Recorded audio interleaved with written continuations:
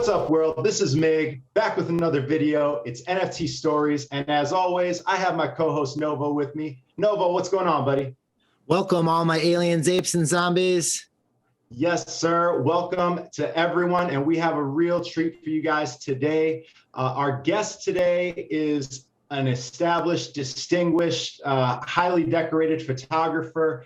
His images have graced the cover of National Geographic. He's been featured in the MoMA, the Guggenheim, the Portrait Gallery in London, pretty much any major museum that you can think of where a photographer would love to have their work featured, either on a visiting basis or permanently. This guy's really done it all, and we're really excited to have him, not just because of his credentials of where his work has shown up, but also for the stories he's told and the social significance of his work. And that is none other than Kris Graves. Kris, how are you doing, man? Thank you for being here with us. Can you come and give that introduction to everywhere that I talk to from now on, please? Absolutely, man. You can cut it. You can use this. I do DJ drops, whatever you need, let me know. I can leave it on your voicemail. As your accolades continue to grow, we can continue to update it. Well, I appreciate it. Thank you very much for having me. It is really our pleasure. And while we're introducing you, big shout out to our friend of the show, Justin Aversano, who put us in touch with each other. Yeah. Another great photographer, and really could not be more excited to have you.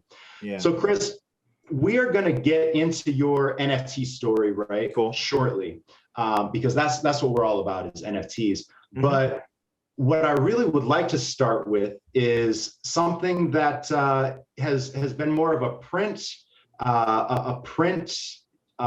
phenomena, which is, and I need to switch to the right tab here, but you very recently in January, correct? Your image, an image that you shot, I believe in June of 2020, last summer in Virginia, you graced the cover, your image did, of the National Geographic special issue Year in Pictures, right? Yeah. I mean, this is like the peak of the peak for a photographer, right? Well, thank you. Congratulations. This is awesome. Congratulations. Yes, absolutely. Thanks a lot. It's always strange when things like that happen, just because they're never planned, and there's always so much like back end stuff going on, like maybe this will happen, maybe not. So I never knew that it was going to happen, but then it occurred, and I'm very happy for it. So it was a good last year. So I'm glad that they put me on the cover. I mean, it's something I would never have dreamed of. And this was your first time working with National Geographic, is that right? Or the first time they called you up? Yes. Years ago, maybe 4 or 5 years ago, I went down to DC, where they are headquartered, to give them a kind of overview of the work that I was making at that point. And 3 years later, they called me during the middle of the pandemic. I mean, in August, or actually June, they called, and within 2 weeks, I was on the road photographing for them for the first time in Richmond and Virginia. So it was my first job. So it's pretty great. That alone, I feel like, is such a powerful story to any creators or artists listening or watching, because you never know the seeds that you plant today when something is going to grow from them, right? It took 3 years from a conversation you had to where they called you and you guys ended up working together, and the results are fabulous. I do want to look at some of the work from that shoot, which because there's some really powerful images here, and of course now I'm gonna have trouble pulling it up, but I'm gonna find it, because you actually, there's a picture here where what's that? You can show the thumbnails in the bottom left of the website. Oh, there. Thank you so much. Maybe that will help. There's an image here that I wanted to ask you about, and it's this one right here, because can you provide the context? You're in Virginia. It's one of the largest, I believe, Confederate monuments. That it was the cover image, is that right? And this image tells me that you were seeing a lot of things that it probably took a lot of bravery to even photograph, with a camera and things like that. What was that like? What was the tension and the atmosphere like? It's kind of like strange, because things happen so fast when they're occurring. You're just kind of, I was photographing this particular statue as Arthur Ashe. the tennis player, a black tennis Right. player from 70s, 60s, 80s, maybe even, and like one of the best tennis players ever. And this dude just drove his car up into the middle of the street, parked it right in the circle in the middle of like an intersection in traffic's way, and just like started like drawing on this statue. And I was like, wow, amazing, because I was taking the picture before he got there. I was just taking pictures of this statue. So it was quite a time. And, I didn't feel like there was other people around. I didn't feel like I was in danger. There wasn't that many people, but it was still like a moment where this person just needed to get what they wanted to say out. They did it, and they got back in their car and drove away. The more funny, I don't know if it's funny, but another part of that, I'll try not to be too long with my answers, but No, he drove away. And then within 5 minutes, 2 women came and scrubbed off what he did. And it was like, it would never happen. Right. Wow. And then while they're doing that and trying to clean everything on the sculpture, actually, he came back and tried to scrub the BLM stuff. It was like it was a crazy moment. It's all within like 15 minutes in Richmond, Virginia. That's wild. It's this image to me was just like and to hear you describe is like the gall to where you're already there with the camera, and then this guy just runs up and decides this is his move. This is what he wants to do. Yeah. And what I want to say is like I'm not trying to like make any, like I try not to be really pointed with my work. I want you to just look at a scene and think of what you like, have your own thoughts about it. I'm not trying to tell you what to think about these situations. I'm just like putting these pieces out there and saying like, here is what it looks like right now. I'm standing here and this stuff is happening.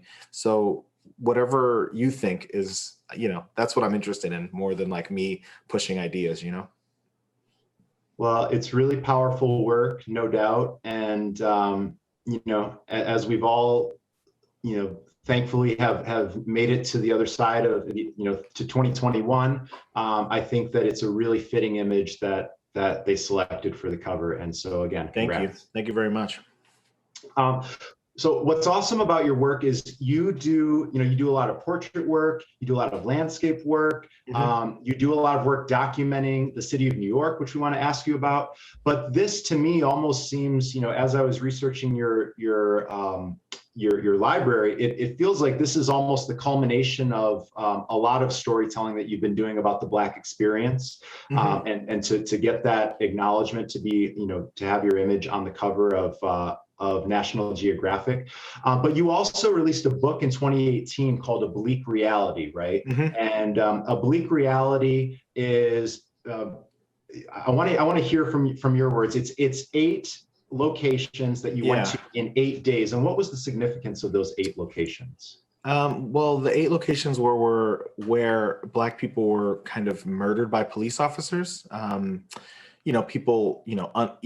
That's pretty much the basis of it. Murdered by police officers. 7 out of 8 of them were in public property. 1 was in private property. But it was around the time where that was happening a lot on camera for some reason. I mean, I think it's still happening on camera a lot, but it was kind of the beginning of that for me. So I wanted to just make these documents of this America. And what I do usually with photographs is make them as banal as humanly possible, because that's like my style of just making something super boring into something possibly interesting. So, I'm stepping back and giving you this big scene of like the suburbs, and you're like, someone has died here, but it's not a dangerous neighborhood. It's not like a urban neighborhood. It's just a neighborhood. Like we pass these places every day. And I just wanted to kind of make sure that people could feel that, like it's down the street from, the McDonald's or the Wendy's or like the BJ's or whatever. Like these are neighborhoods. Everyone passes these streets. So it happens everywhere. I guess as a photographer, can you be a photographer and not be to some extent a documentarian? I guess you can, depending on the genre of photography, but there's certain things like portraits and street photography and maybe even landscape photography that feels like you almost have a dual title. You are a documentarian at the same time, even though we often think of that as like a filmmaker title. Yeah. Well, for me, I went to school to be an art photographer, really like a fine artist more than a documentarian. But for me, photographing the street automatically makes me part of the world. And I really appreciate that. I am not the photographer that sits in the studio making all their work on a backdrop or something like that. Like I have friends that do that and they're great. amazing at it, and I'm just not. So, I like being on the streets and being like super random with it. I like getting lucky. That's pretty much it. These scenes are all about getting lucky. Like, this is my uncle's basement. He's been building these models since I was born. So I've always grown up with him, like building these like models out of cardboard and acrylic. There's a subway train that runs up over and below ground that stops. It stops. There's traffic accidents. There's all sorts. I mean, yeah, this is my childhood in one picture. That's awesome. Cool. That is awesome.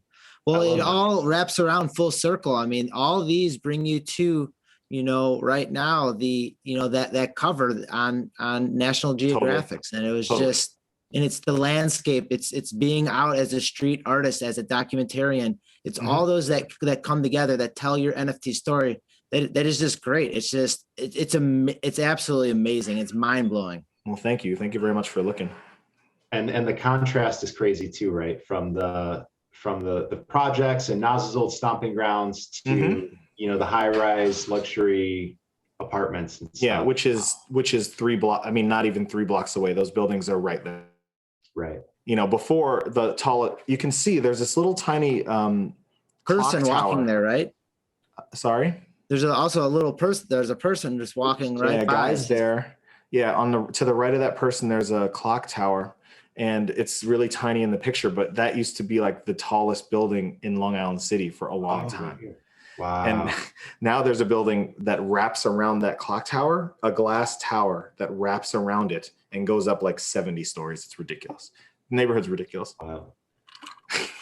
But I still love it. I mean, whatever. It's what's happening. It's super close to the city. I have a view of the Midtown and downtown out of my window. I cannot really complain, but it's changing really fast.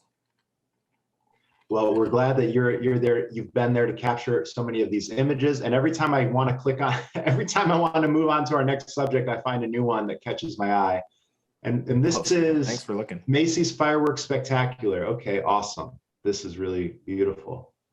And can you remind us, what is the Macy's Fireworks Spectacular? Is that the 4th of July, I'm assuming, or New Year's, or? Yeah, that's that 34. That's the July 4th televised Macy's thing every year. Awesome. Very, very cool. Well, Kris, before we let you go, we also want to talk about, because as you mentioned, you're not just publishing your own photographs, you're helping other photographers publish as well. You mentioned that you're doing that through 2 companies. Can you help us understand what is Kris Graves Projects, and is that one of the 2 companies you mentioned? And what are the other projects you've got that you're working on and the artists that you're supporting? For the books in particular, I run KGP, which is my, I used to run a gallery in Brooklyn with my cousin right after the economy crashed in 2008 for about 3 years. We ran a gallery, and that was called Kris Graves Projects. So I just used that same name, pushed over the LLC to publishing instead. The real idea was that trying to sell art to rich people in galleries was like not an attractive idea for me. Like trying to get some rich person to buy a $5,000 print is like not fun.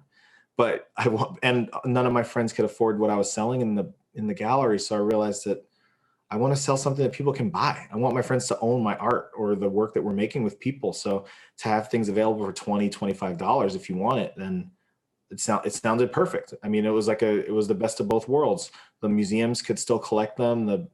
The institutions and schools could still have them. And they were almost affordable for anyone who could buy like 2 6-packs on a Friday night or something. It was just, you could make a decision. You could make a choice. Like a print is not a choice. We don't sell prints. They're too expensive. And they have to be. I mean, we work a lot. We work hard to make the photographs. But as far as books are concerned, it was a little different. We could change that mentality a little bit, make these into art projects in and of themselves. And so all these, that's the sold out stuff. Like we don't make many. We probably make a max of 500 copies of each book because we stay limited. Every 18 months, I want new books on the table. So that's how we run the business. On the top of the page, you'll see that, we also have books with a new press named Monolith Editions, which I started last year during the pandemic. And that deals with books of color, books made by people of color in all artistic disciplines. KGP is mostly an all photography, but monolith editions will be more for like photographers, poets, drawing and painting, novels. I mean, we're keeping it real open with that one, but you can find it all on that same site there. That's awesome. And so I love how he's trying to give back to the community and let other artists, get their voices heard and seen. That's outstanding. Yeah, and I'm just jealous, like these people are making really great work, and I see it sometimes. I'm like, damn, I just want to get that stuff out into the world, That's super cool. And now, how long has this tab been up here, the NFT tab? The NFT tab is a few weeks old after speaking to Justin and like figuring out like a kind of game plan for what we want to do with this space and how we get our like the kind of fine art photographers that we're involved in this as well, because I think that there's a lot of trepidation. People are not comfortable with this, and I think it will be to their detriment at some point. They're being uncomfortable with it. It probably is already a little bit, but people have their own ideals and ideas about what's going on here, and if they feel comfortable with environmental concerns, and like there's a lot of concerns here, but yeah, I think that the democratization of it, for me, those concerns are not as it's just I'd rather be on it than not. I think that being on it at the beginning is something that we never have the chance, and this is a new world, Totally. And I was on this this Zoom call. This was oh, cool. This video is a recording of a Zoom call that you helped lead, and Justin was on it. Yep. And Duncan Cockfoster from Nifty Gateway was on it as well. I feel terrible. I forget her name. I think she's from Nifty Gateway also, potentially. Both from Nifty Gateway. Mm-hmm. And to that point, can you talk a little bit more about that? Because you and Justin also are helping bridge sort of the traditional art world with this new world, which is sort of the intersection of art and crypto nerds like Novo and me, and tech folks and finance bros, and it's a weird melting pot, right? Like it's very, very unique. Totally. So from the traditional art world perspective, you mentioned sort of the carbon emissions of minting NFTs, and that was a big theme of concerns that we heard. I think most of our viewers are going to feel very confident that that's something that will be increasingly addressed, and the process will become more efficient as the technology evolves quickly in the very near future. What other concerns are you hearing from not only artists, but especially photographers? Because I saw questions in the chat about like, is this medium really right for photographers? Because maybe they feel their work is more susceptible to being copied or stolen, that sort of thing. Well, it's interesting. I mean, one, the work's once it hits the internet, your work's copied. I mean, that's it, right? For me, I think that once it's on a screen, someone can take it. Doesn't matter if it's for sale or not. So that's one. The other thing, environmental concerns, I am concerned about that. I am, but one day I woke up and someone bought 6 things that weren't even available yet. And I was like, wow, I don't know if I can still be concerned as much when I just made like enough money to I'm a freelance photographer. I have to work hard to not, I have to work hard. I have a wife, I have a family, it's just like, so when somebody wants to give me $6,000 worth of ether or something like that, I have to take that, that's not an option for me really. And if I could interject, photographers have a ton of overhead costs, right? Like you can't just wake up one morning and think of something that would be great to photograph and it appears. You have to sometimes, some photographers have to build it in a studio, some have to rent a studio, some have to travel. Yeah, some have to go to Iceland, some have to go to London. Man, I made the sales, and I'm going to keep my stuff in Ether just because I think that it's something that will grow. But, if not, I mean, I also bought a camera at the same time so that I could travel with it around the same cost, so that I can be professional with my photography and get something new out there, and hopefully be able to travel this coming year. You never know, with the virus and everything, but I know it's been hard for everybody to be at home for a year. If people actually were at home for a year, it's going to be really great to just say oh, can I go away for 4 days, to some beach or something with a camera and make some sort of new material, or, I'm just excited about all the possibilities. I mean, this is not an answer to your question. I feel like I'm a politician not answering questions professionally. No, you're good. You're good. I love it. I love it. It's great. Chris, all right, I'm gonna put you on the spot one last time. So fine. We've talked about. I want to ask you to pick favorites. I know it's not easy to pick favorites, but between your Testament project, your A Queen's Affair, and Discovered Missing, the Iceland project on OpenSea, if you had to pick a favorite that you would really encourage folks to really dive into, which would you pick? Well, Testament project includes like 2 of my sisters and a bunch of family members, so I'm just going to go with that one. You're like, half of those people are my peoples, you know, like the people I see a lot. So awesome. So I would have to say, like, go there, read the story, and then like hopefully you like some, you know. All right, and then the last one, I'm going to ask you to pick 2 favorites. If you had to pick a favorite, and we're going to take Justin out of the mix because he's our, you know, he's our unofficial favorite, right? But other than Justin, we see a few other really cool projects here. What's one that you would call out for folks? One that's like really hard, man. Like this is like, I would have to say that, wow, check the website first off. I think these photographers are doing really good work. Marshall's a freelance photographer based in Vegas area, and Marshall Shuttle is his name. We have a book coming out like with the press, so you can see the press. You can see we're totally connected in that way. And he's doing a project that is based in photographing people that are in the NFT world, working with NFTs. So he photographed Justin, and that's one of his pictures there. Isaac is Isaac Diggs. We're also making a book about Detroit's music techno scene from like the historic past of Detroit and how they started the techno that we now listen to all across the world. So those are my guys. There's a lot of people I could talk about, but I'll keep it at that for now and just, check us out. There's going to be some more stuff on the NFT KGP side. I actually want to just run my own. I think I should just be running my own OpenSea or something anyway. I mean, that's eventually. Wow.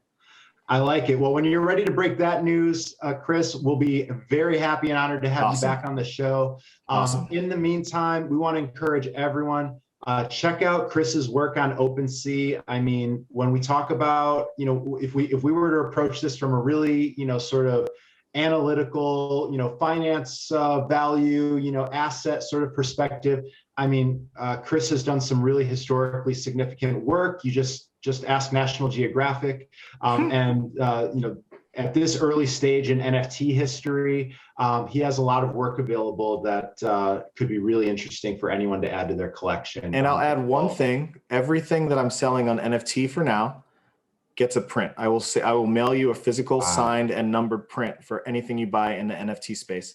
That's and awesome. I think my other guys are getting involved with that too. So everyone you see on the website, I think my people are like willing.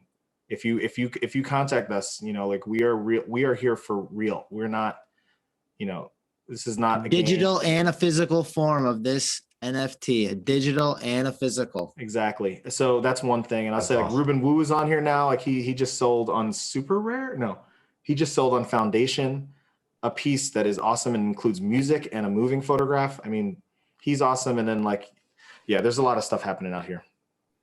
Wow. Well, Kris, please, in all of your endeavors, please, don't put the camera down for too long. Keep up the photography, but continue sharing your platform with other great artists, because you're clearly building some great bridges. And I think the NFT world is really going to be grateful as time continues to go on, as we get introduced to more and more great photographers and artists. Yeah, and I just want to say thanks for thanks for having us, guys. You were here first, of course.